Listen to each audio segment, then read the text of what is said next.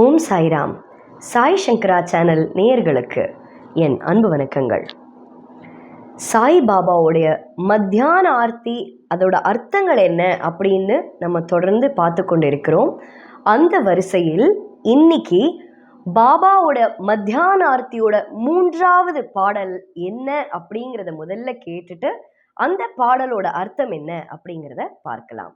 जय देव दत्तावधूता ओ साई अवधूता जोडुनि कर तव चरणी देवी तो माता जय देव अवतरसी तू एता धर्मा ते ज्ञानी नास्ति का नाही तू लाविस निज भजनी दाविसी नाना लीला असंख्य रूपाणी हरिसी दीनांचे तू संकट दिन रजनी जय देव दत्तावधूता ओ साई अवधूता जोडुनि कर तव चरणी देवी तो माता जय देव यवन स्वरूपी क्या दर्शन त्वादिधले संशय निरसुनिया तद्वैता गालविले गोपी चंदा मंदा त्याचे उद्धरिले मोमिन वंशी जन्मुनि लोका तारियले जय देव दत्तावधूता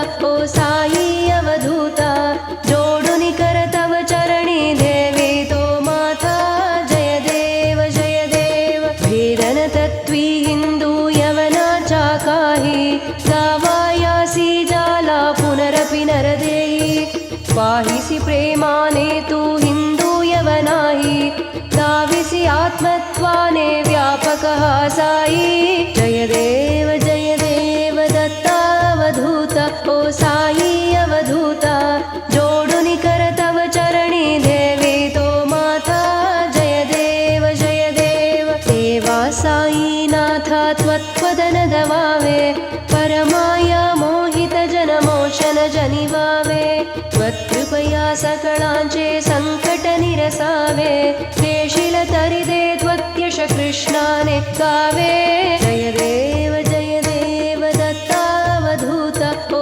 साई अवधूता जोडुनि कर तव चरणी देवी तो माता जय देव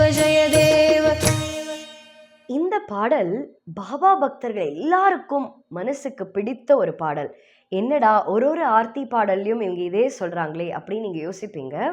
உண்மையாகவே ஒரு பாடலும் அவ்வளோ அழகாக இருக்கும். அதுவும் அர்த்தம் தெரிந்து பாடும் பொழுது நீங்க பாருங்களேன், இப்போ ஒரு ஆர்த்தி நீங்க அர்த்தம் கத்துக்கிறீங்க இல்லையா, அந்த அர்த்தம் கத்துனதுக்கு பிறகு அந்த பாடல் பாடிட்டே இருக்கணும் அப்படின்னு உங்களுக்கு தோணிட்டே இருக்கும். இது கண்டிப்பாக ஒரு பக்தருக்கும் இந்த ஃபீலிங் மனசுல இருக்கும். ஏன்னா அவ்வளோ அழகாக எழுதியிருக்காங்க ஒரு பாடல். இந்த பாடலை இயற்றியது யாரு அப்படின்னா ஸ்ரீ கிருஷ்ணராவ் ஜோகீஸ்வர் பீஷ்ம. போன ஆர்த்தி பாடலை கேட்டு என்கிட்ட ஒரு அம்மா கேட்டிருந்தாங்க, இந்த கிருஷ்ணா ஜோகீஸ்வர் பீஷ்ம யாரு அப்படின்னு கேட்டிருந்தாங்க. ஒரு பாடகரா இல்லை ஒரு மகானா அப்படிலாம் கேட்டிருந்தாங்க. இவர் ஒரு சாதாரண பாபா பக்தை, அவ்வளோதான், பாபாவோட பக்தர். அந்த பக்தருக்கு பாபா மேல அவ்வளோ ஆசை. பாபா என்னெல்லாம் லீலைகள் பண்ணியிருக்கார், என்னெல்லாம் உபதேசங்கள் கொடுத்திருக்கார் அப்படிங்கிறதெல்லாம் கேட்டு இதை கண்டிப்பாக பாபாக்காக பாடல்கள் எழுதணும் அப்படின்னு அவர் மேல அந்த அன்பும் பக்தியோடு எழுதின பாடல்தான் இந்த 3வது பாடலோட முதல் வரி. ஜெயதேவ தத்தா அவதூதா அப்படின்னு எழுதியிருக்கார். ஜெய் அப்படின்னா என்ன? ஒரு உதாரணத்துக்கு நம்ம பாபா பாடல், ஆர்த்தி பாடல் எல்லாம் பாடுறோம். பாடி முடிச்சதுக்கு பிறகு நம்ம என்ன சொல்றோம்? சாய்நாத் மகாராஜ் கி ஜெய் அப்படின்னு சொல்றோம். நிறைய ஆலயங்கள்ல நீங்க இதை சொல்லியும் கேள்விப்பட்டிருப்பீங்க. அந்த ஜெய் அப்படின்னா என்ன? ஜெய் அப்படின்னா வெற்றிகள் எல்லாம் உன்னையே சேரட்டும் பாபா, விக்ட்ரி அன்டு சாய்நாத் அப்படின்னு சொல்றோம் இல்லையா. அந்த ஜெய் ஜெய்கார்ல ஆரம்பிச்சிருக்கார். ஜெயதேவ, அது யாரு? அந்த வெற்றி யார சேரட்டும் அப்படின்னா தேவன்னா இறைவன், கடவுள். அப்போ ஜெயதேவ இந்த வெற்றிகள் எல்லாம் இறைவா உன்னையே சேரட்டும் அப்படின்னு ரொம்ப அழகா ஆரம்பிச்சிருக்கார். எந்த இறைவனை? தத்தா அவதூதா ஓ சாயி அவதூதா அப்படின்னு எழுதியிருக்கார். இது யாரை போய் சேரட்டும் அப்படின்னா தத்தாத்திரேயர், அதாவது மும்மூர்த்திகளான பிரம்மா விஷ்ணு சிவன் சேர்ந்த அந்த தெய்வமான தத்தாத்திரேயரை போய் சேரட்டும். அவதூதா அப்படின்னா என்னன்னா, இந்த இந்த செல்ஃப் ரியலைசேஷன் அப்படின்னு சொல்றாங்க இல்லையா, அந்த செல்ஃப் ரியலைசேஷன் அப்படின்ற ஒரு விஷயத்துக்காக முழுக்க முழுக்க அதற்காகவே அதுல என்கிராஸ்ட் அப்படின்னு சொல்லலாம். முழுக்க அந்த டைவ் இன்டு த டீப் ஓஷன்னு சொல்லுவாங்க பாருங்க, அந்த அந்த கடல் அப்படியே மூழ்கி போய் நம்ம பார்க்குறோம். அந்த மாதிரி இந்த எதை பற்றியும் கவலைப்படாம இந்த சித்தர்கள்னால மட்டும்தான் அந்த செல்ஃப் ரியலைசேஷன் அப்படின்றது, நம்ம யாரு அப்படின்ற அந்த உணர்த்தல் எப்போ வரும், அப்போ அந்த வந்தா மட்டும்தான் இறைவன் யாரு அப்படின்றத நம்மளால தேடியே போக முடியும். அப்போ இந்த செல்ஃப் ரியலைசேஷன்றதுலயே அந்த கடவுள் தன்னை யாரு அப்படின்றது முழுக்க முழுக்க அதிலேயே ஆழ்ந்து இருக்கிறவங்கள தான் அவதூதா அப்படின்னு சொல்லுவோம். One who is engrossed in the self realization, அது யாரு? தத்தா. அதே மாதிரி அந்த தத்தாத்திரேயர்லேருந்து அவருடைய அவதாரம் தான் சாயி பாபா. அதனால மறுபடியும் சொல்றார், ஓ சாயி அவதூதா. பாபாவும் அப்படிதான். அதனால இந்த கடவுள் தத்தாத்திரேயர் சாயி பாபாக்கு இந்த வெற்றிகள் போய் சேரட்டும் அப்படின்னு இந்த முதல் வரியில எழுதுறார். ஜோடுனி கர தவச்சரணி டேவி தோ மாதா ஜெயதேவ ஜெயதேவ. இப்போ இந்த இடத்துல சரண் அப்படின்னா நான் ஏற்கனவே சொல்லியிருக்கேன், பாதம் அப்படின்னு அர்த்தம். ஜோடுனிக்கர தவச்சரணி, என்னோட கைகளை குவித்து என்னுடைய சிரம் தாழ்ந்த நமஸ்காரங்கள் உன் பாதத்தில் நான் சமர்ப்பிக்கிறேன். அப்படிப்பட்ட பாபாக்கு எல்லா வெற்றிகளும் புகழும் போய் சேரட்டும் அப்படின்னு ரொம்ப அழகாக முதல் 2 வரியில எழுதியிருக்கார் கிருஷ்ண ஜோகீஸ்வர் பீஷ்மர். அடுத்த பேராகிராஃப்ல என்ன எழுதியிருக்கார், அவதரசி தோ ஏதா தர்மா தே கிளானி அப்படின்னு எழுதியிருக்கார். இப்போ இந்த இடத்துல தர்மம் அப்படின்றது என்ன அப்படின்னா நம்ம எல்லாருக்குமே தெரியும். தர்மத்தை கடைபிடிக்கணும், நல்ல விஷயங்களை கேட்கணும், நல்ல விஷயங்களை மட்டுமே பேசணும், நல்ல செயல்களை ஈடுபடணும், நல்லவங்களோடு இருக்கணும். இப்படி எல்லாம் இருந்தா தர்மத்தை கடைபிடிக்கலாம் அப்படின்னு நம்ம சொல்றோம். இப்ப இந்த இடத்துல என்ன எழுதியிருக்கா, அவதரசி தூ ஏதா. அவதரசி அப்படின்னா இன்கார்னேஷன் அப்படின்னு சொல்றோம்ல, அடுத்து இந்த அவதாரம் எடுக்கிறது அப்படின்னு சொல்றோம், அதுதான் அவதரசி, அவதாரம் எடுக்கிறது, அதுக்கு பேர் அவதரசி. தூன்னா நீங்க அப்படின்னு அர்த்தம். ஏதா தர்மா தே கிளானி, தர்மா அப்படின்னா நான் சொல்றேன் இந்த தர்மம் எல்லாம் இருக்குல்ல, அதுதான் தர்மா தே, தர்மங்கள் எல்லாம். கிளானி அப்படின்னா அப்படியே கொஞ்சம் கொஞ்சமா குறைஞ்சுட்டே வருது, அதாவது ஒரு டவுன்ஃபால் அப்படின்னு சொல்லலாம். இந்த தர்மம் கீழ் அப்படியே போயிட்டே இருக்கும் பொழுது என்னாகும், அதர்மம் அப்படின்றது ஒன்று தலை தூக்கிட்டே இருக்கும் இல்லையா. இப்ப இந்த வரியில இதுதான் சொல்லியிருக்கா, அவதரசி தூ ஏதா தர்மா தே கிளானி நாஸ்தி கா நாஹி தூ லாவிச நிஜ பஜனி அப்படின்னு சொல்றா. இதுல இந்த இடத்துல என்ன சொல்ல வரார் அப்படிதான், நாஸ்திகம் நாஹி அப்படின்னா ஆஸ்திகம் நாஸ்திகம் அப்படின்னு சொல்லுவோம் இல்லையா. இந்த இறைவன் மேல நம்பிக்கையே இல்லாதவர்களை தான் நாஸ்திகம் அப்படின்னு சொல்றோம். அப்ப நாஸ்திகம் நாஹி அப்படின்னா அந்த இறைவனை நம்பாதவங்க கூட தூ உங்களை லாவிச நிஜ பஜனி அப்படின்னா, நிஜ பஜனி அப்படின்னா அவங்க வாயாலே உங்களை பாட வச்சிருவீங்க அப்படின்னு அர்த்தம். அப்ப என்ன சொல்றார், இந்த அதர்மம் அப்படின்ற ஒரு விஷயம் தலை தூக்கி நிற்கும் பொழுது தர்மத்தை நிலைநாட்டுவதற்காக அவதாரம் எடுத்த அந்த சாயி பாபா அப்போ அவதாரம் எடுத்திருக்கார். அப்போ அதர்மம்னு யாரு பண்ணுவாங்க, இந்த கடவுள் மேல நம்பிக்கை இல்லாதவங்க அதர்மம் பண்ணுவாங்க, நம்பிக்கை இருக்கிறவங்களும் தெரியாம அதை பண்ணுவாங்க. அப்படி இருக்கும் பொழுது இவர் அவதாரம் எடுத்ததுனால பாபாவை பார்த்த உடனே நம்பிக்கை இல்லாதவர்கள் கூட உங்களுடைய அந்த நாமத்தை பாடுவாங்க அப்படின்னு சொல்றாங்க. தாவிசி நாலீலா அசங்கிய ரூபாணி அப்படின்னு சொல்றா. தாவிசி அப்படின்னா காமிக்கிறது, நானா அப்படின்னா நிறைய வேரியஸ் அப்படின்னு சொல்றோம்ல, என்னெல்லாம் எல்லா விதமான அப்படின்னு அர்த்தம். லீலா லீலைகள், நம்ம அடிக்கடி சொல்லக்கூடிய அந்த அற்புதமான வார்த்தை லீலைகள். அசங்கிய அப்படின்னா ஏகப்பட்டது, அதை எண்ணவே முடியாது, இன்யூமரபிள் அப்படின்னு சொல்றோம். எதற்காக கஷ்டமான வார்த்தைகளை இங்கிலீஷ்ல சொல்றேன் அப்படின்னா, நிறைய பேர் நம்மளுக்கு அப்ராட் வியூவர்ஸ் இருக்கீங்க, தமிழ்ல புரியல அப்படின்னா அந்த வார்த்தைகளும் உங்களுக்கு இங்கிலீஷ்ல புரியணும் அப்படின்றதற்காக கஷ்டமான தமிழ் வார்த்தைகள் இல்லை புரியாது அப்படின்னா அதை நான் உங்களுக்கு இங்கிலீஷ்லயும் ரொம்ப தெளிவாக சொல்றேன். அசங்கிய ரூபாணி அப்படின்னா நிறைய ஃபார்ம்ஸ்ல, நிறைய ரூபங்கள்ல அப்படின்னு அர்த்தம். அப்போ என்ன சொல்ல வரார் பாபா, நீங்க அற்புதமான ஏகப்பட்ட லீலைகள், என்னவே முடியாத லீலைகள் பல பல ரூபத்துல நிகழ்த்தி கொண்டிருக்கிறார் அப்படின்னு சொல்றார். ஹரிசி தீனாந்தேத்து சங்கட தின ரஜனி அப்படின்னு சொல்ற. ஹரிசி அப்படின்னா என்ன? ஹரிசினா எடுக்கிறது, டு டேக் ஆஃப் அப்படின்னு நம்ம சொல்றோம். தீனாஞ்சே அப்படின்னா இந்த கஷ்டப்படுறவங்க, நம்ம சொல்லலாம் ஒரு ஏழைப்பா, எனக்கு உதவி பண்றதுக்கு யாருமே இல்லை அப்படின்னு நம்ம சொல்றோம்ல, அதுக்கு பேர் தான் தீனாஞ்சே. தூ நீங்க, சங்கட, சங்கடன்னா நம்மளுக்கு வரக்கூடிய கஷ்டங்கள், ஆபத்து, இதெல்லாம் சங்கட. தின ரஜனி அப்படின்னா பகலும் ராத்திரியும். தின் அப்படின்னா டே, ராத்திரி பகலுமா. அப்ப இந்த முழு பேராகிராஃப்ல என்ன சொல்றார்? அவருடைய லீலைகளை, you show your leelas in innumerable forms. You take off all the danger, all the sadness of the devotees and look after them day and night. அதாவது உங்களுடைய லீலைகள் எல்லாம், என்னவே முடியாத அளவுக்கு லீலைகள் எல்லாம் பக்தர்களுக்கு நீங்க காமிக்கிறீங்க பாபா. இதை காமிச்சிட்டு அது மட்டும் இல்லாம பக்தர்களை ராத்திரியும் பகலுமா அவங்களுடைய கஷ்டங்களை எடுக்கிறதுக்காகவே பாபா அவதாரம் பண்ணியிருக்கார். அப்பேற்பட்ட சாய்நாதருக்கு ஜெயதேவ ஜெயதேவ, வெற்றிகள் எல்லாம் உண்மையே சேரட்டும் அப்படின்னு ரொம்ப அழகாக எழுதியிருக்கார். நீங்க பாருங்களேன், இதெல்லாம் பாபாவோட அந்த கருணையை குறிக்கக்கூடிய பாடல் தான் அப்படின்னு சொல்லணும். இப்போ அடுத்த பேராகிராஃப்ல என்ன எழுதியிருக்கார் அப்படின்னா, யவன ஸ்வரூபி ஏக்யா தர்ஷன துவாம் திதலே அப்படின்னு எழுதியிருக்கார். இதுல யவன ஸ்வரூபி அப்படின்னா என்ன அப்படின்னா முசல்மானோட ரூபம், முஸ்லிம் அப்படின்னு அர்த்தம். யவன ஸ்வரூபி, ரூபம்னா ஃபார்ம், ரூபி அப்படின்னாலும் அந்த ஃபார்ம், முஸ்லிம் மாதிரி, முசல்மான் மாதிரி ரூபம் எடுத்திருக்க. ஏக்யா அப்படின்னா ஏக் அப்படின்னாலே ஒன்று அப்படின்னு அர்த்தம், ஒரு பர்சன். நான் வார்த்தைக்கு வார்த்தை அர்த்தம் சொன்னதுக்கு பிறகு உங்களுக்கு லிங்க் பண்ணி அந்த முழு லைனோட அர்த்தத்தை நான் உங்களுக்கு சொல்றேன். ஏக்யா தர்ஷன, தர்ஷனம்னா என்ன? தரிசனம். துவாம் திதலே, துவாம் தும் இதெல்லாம் நீங்க அப்படின்னு அர்த்தம். திதலே அப்படின்னா தரது. சம்ஷய, சம்ஷயனா என்ன? சந்தேகம், அதுதான் சம்ஷய அப்படின்னு சொல்றோம். நிரசுனியா அப்படின்னா அதை எடுக்கிறது, கிளியர் பண்றது. நிரசுனியா. தத்வைதா, துவைத்தம்னா என்ன? இந்த டியூவல், ரெண்டு.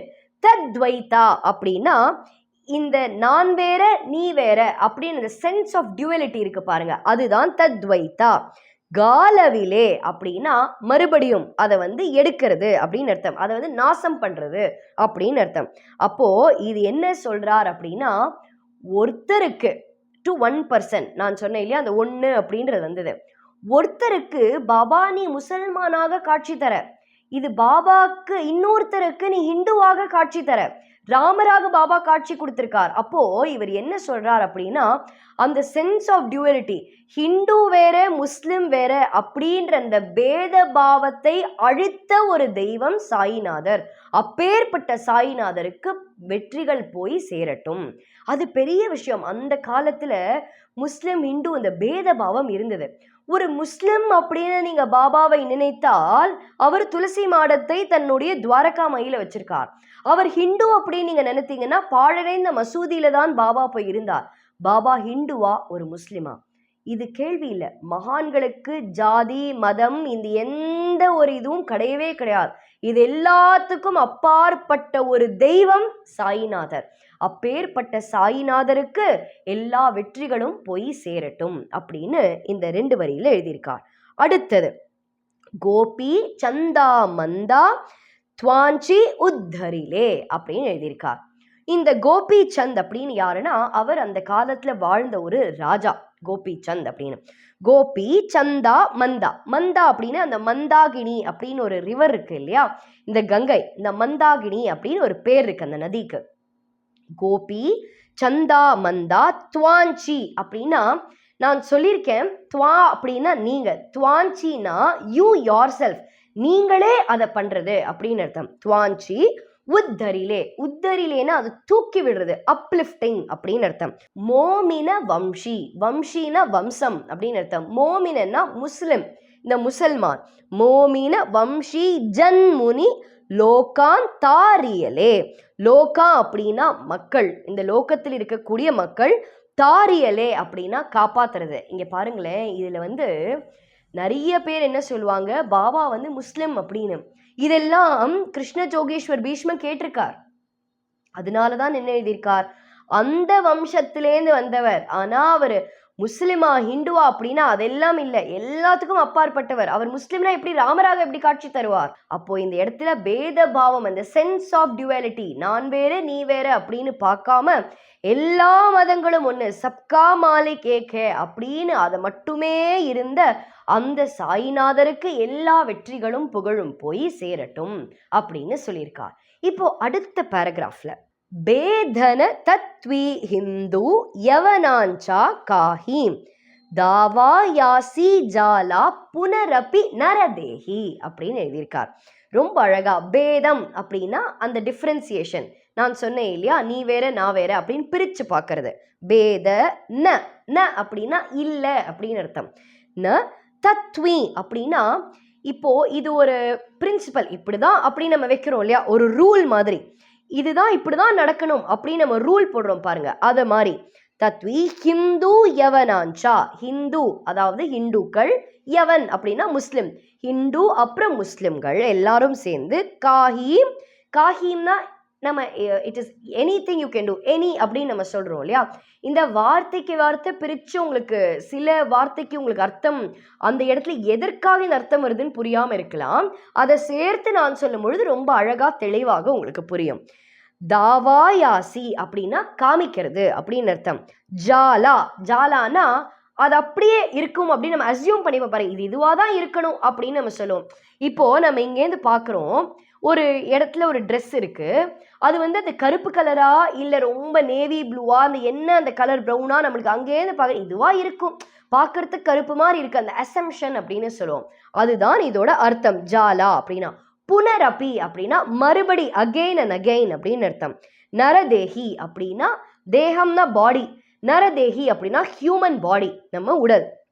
அப்ப என்ன சொல்றார், இந்த ஹிந்துக்கும் முஸ்லிம்க்கும் எந்த விதமான வித்தியாசமும் இல்லை அப்படின்னு காமிக்கிறதுக்காகவே பாபா நீங்க ஒரு ஹியூமன் பாடி மறுபடியும் நீங்க அவதாரம் பண்ணது எப்படின்னா ஒரு ஹியூமன் பாடியில, அதாவது சாதாரண ஒரு மனுஷன் ஒரு சரீரத்துல எப்படி இருப்பான் அந்த பிசிக்கல் பாடியோட, இதை காமிக்கிறதுக்காகவே உங்களுடைய லீலைகளை நிகழ்த்துறதுக்காகவே இந்த மாதிரியான ஒரு ஹியூமன் பாடி மனித உடலோட அவதாரம் பண்ண அந்த சாயிநாதர் அப்படின்னு சொல்லியிருக்கார்.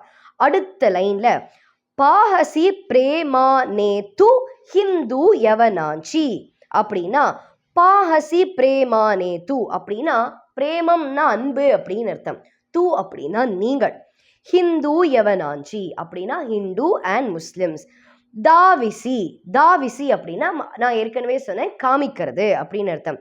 ஆத்மத்வானே, ஆத்மானா என்ன, நம்மளோட ஆத்மா அப்படின்னு சொல்ல, ஆத்மத்வானேனா நம்மளோட ஓன் செல்ஃப், நம்மளா இருக்கிறது. வியாபக அப்படின்னா எல்லா, சர்வ வியாபி அப்படின்னு சொல்றோம். வியாபக அப்படின்னா எல்லா இடத்திலும் அப்படின்னு அர்த்தம். ஹா அப்படின்னா இது, சாயி அப்படின்னா சாய் பாபா. அப்ப இந்த இடத்துல என்ன சொல்றார், நீங்க பிரேமையோட யாரை பாக்குறீங்க, ஹிந்துஸ் அண்ட் முஸ்லிம்ஸ். ஹிந்து வந்தாதான் நான் வந்து என்னோட தரிசனம் கொடுப்பேன், முஸ்லிம் வந்தாதான் அந்த தரிசனம் கொடுப்பேன், அப்படி இல்லை. யாருக்குமே ஒரு பேதபாவம் இல்லாம எல்லாரையும், ஹிந்து முஸ்லிம் எல்லாரையும் ஒரே மாதிரி நீங்கள் பாக்குறீங்க. இது என்னன்னா, this shows the all pervading nature of Sainath, எல்லா இடத்திலும் வியாபித்திருக்கிறார் அப்படின்னு இதுலயே நம்மளுக்கு காமிக்கிறார் பாபா. அதுதான் சொல்றா, அவர் அவராகவே இருந்து ஹிந்துக்கு வேணா ஹிந்துல எப்படி, முஸ்லீம் வந்தா அப்படி தரிசனம், அப்படி இல்லாம தான் எப்படி இருக்காரோ அதே மாதிரிதான் இந்துக்கும் காட்சி கொடுத்தார், முஸ்லிம்க்கும் காட்சி கொடுத்தார். அப்பேற்பட்ட தெய்வம் சாயிநாதருக்கு எல்லா புகழும் போய் சேரட்டும் அப்படின்னு ரொம்ப அழகாக எழுதியிருக்கார் கிருஷ்ண ஜோகீஸ்வர் பீஷ்மர். இப்போ அடுத்த பேராகிராஃப்ல அவர் என்ன எழுதியிருக்கார் அப்படின்னா, அற்புதமான வரி, தேவா சாயி நாதா த்வத்பதநத வாவே அப்படின்னு எழுதியிருக்கார். தேவா அப்படின்னா கடவுள், சாயிநாதா சாயிநாதர், த்வத்பதநத அப்படின்னா அதாவது பாதத்துல நமஸ்காரம், குனிஞ்சு நமஸ்காரம் பண்றோம் பாருங்க, பெண்ட் அப்படி பண்ணி பண்றோம் பாருங்க, அதுக்கு பேர் தான் த்வத்பதநத வாவே அப்படின்னா அப்படி லெட் இட் பி அப்படின்னு சொல்றோம்ல, அந்த மாதிரி. பரமாயா மோகித அப்படின்னா மோகித அப்படின்னு வரும் பாருங்க. இது மோகம், நம்ம சொல்றோம்ல மாயை. அப்போ இந்த மாயையால நம்ம எல்லாருமே சூழ்ந்திருக்கோம் இல்லையா? அதுதான் இந்த இடத்துல அவர் சொல்றார். ஜன மோச்சன அப்படின்னு சொல்றார். இந்த லிபரேஷன், அதுலேருந்து நம்மளை விடுவிக்கிறது அப்படின்னு அர்த்தம். ஜனமோச்சன ஜனி, ஜனினா உடனே குயிக்கா பண்ணணும் அப்படின்னு. வாவே நடக்கட்டும் அப்படின்னு சொல்றார். இப்ப இந்த இடத்துல என்ன சொல்றார்? பாபா உங்களோட பாதத்துல குனிஞ்சு நாங்க நமஸ்காரம் பண்றோம். இந்த மாயையால சூழ்ந்திருக்கிற எங்களை உடனடியாக அதுல இருந்து விடுவிக்கணும் அப்படின்னு சொல்றார்.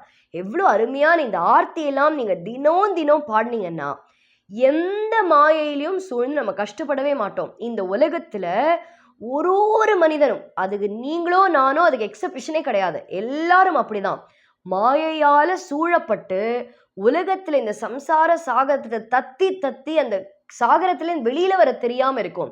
அதுலேருந்து நம்மளுக்கு ஒரு பாபா நம்மளை விடுவிச்சிட்டார் அப்படின்னா, அந்த லிபரேஷன் கொடுத்துட்டார் அப்படின்னா கடவுளை போய் நம்ம அடையலாம். நான் சொல்றது இறந்து போறது இல்லை, அந்த அர்த்தத்துல எடுக்காதீங்க, கடவுளை உணரலாம் அப்படின்னு நான் சொல்றேன். அடுத்த வரியில என்ன சொல்லியிருக்கார்? त्वत् கிருபையா சகலாஞ்சே சங்கட நிரசாவே. தத் கிருபையா, தத் அப்படின்னா நீங்க, கிருபா அப்படின்னா கிரேஸ், உங்களோட அந்த தரிசனத்தால ஆசீர்வாதத்தால, சகலாஞ்சே, சக அப்படின்னா எல்லாரோட, சகலாஞ்சேனா எவ்ரிபடிஸ், சங்கட கஷ்டங்கள், நிரசாவே அப்படின்னா அது அழியட்டும் போகட்டும் அப்படின்னு அர்த்தம். தேசில நீங்கள் கொடுத்தால் அப்படின்னு சொல்றோம்ல, இஃப் யூ வுட் கிவ் அப்படின்னு சொல்றோம்ல, அதுதான் அர்த்தம். தரீதே அப்படின்னா நீங்கள் தரணும். துவத்கஷ அப்படின்னா உங்களுடைய புகழ் அப்படின்னு அர்த்தம். கிருஷ்ணானே அப்படின்னா யாரு? இந்த இடத்துல அவரையே சொல்லியிருக்கார், கிருஷ்ணான நான் காவே அப்படின்னா கானா அப்படின்னா பாடுறது அப்படின்னு அர்த்தம். என்ன சொல்றார்? உங்களுடைய ஆசீர்வாதத்தால எல்லாருடைய சங்கடங்களும் நீங்களும் அதை அழிந்து போகணும். அப்படி நீங்கள் கொடுத்தால் எனக்கும் கிருஷ்ணா ஜோகேஸ்வர் பீஷ்மான நான் அந்த ஆசீர்வாதத்தை நீங்கள் எனக்கும் கொடுக்கணும். இந்த பாடலை பாடி அந்த ஆசீர்வாதம் எனக்கும் கிடைக்கணும் அப்படின்னு பிரார்த்தனை பண்ணிக்கிறேன் அப்படின்னு ரொம்ப அழகாக எழுதியிருக்கார். இது அவரு மட்டும் பாடினதில்லை, இது ஒருத்தரும் பாடினா. கிருஷ்ணா ஜோகேஸ்வர் பீஷ்மக்கு கொடுத்த பாபா இந்த ஆர்த்தியை தினம் தினம் பாடுற நம்மளுக்கும் நிச்சயமாக கொடுப்பார். இதுதான் இந்த மத்தியான ஆர்த்தியோட 3வது பாடலோட அர்த்தம். 4வது பாடல் என்ன, அதோட அர்த்தம் என்ன அப்படிங்கிறத அடுத்த ஞாயிற்றுக்கிழமை நாம் பார்க்கலாம். நன்றி, வணக்கம். ஓம் சாய்ராம்.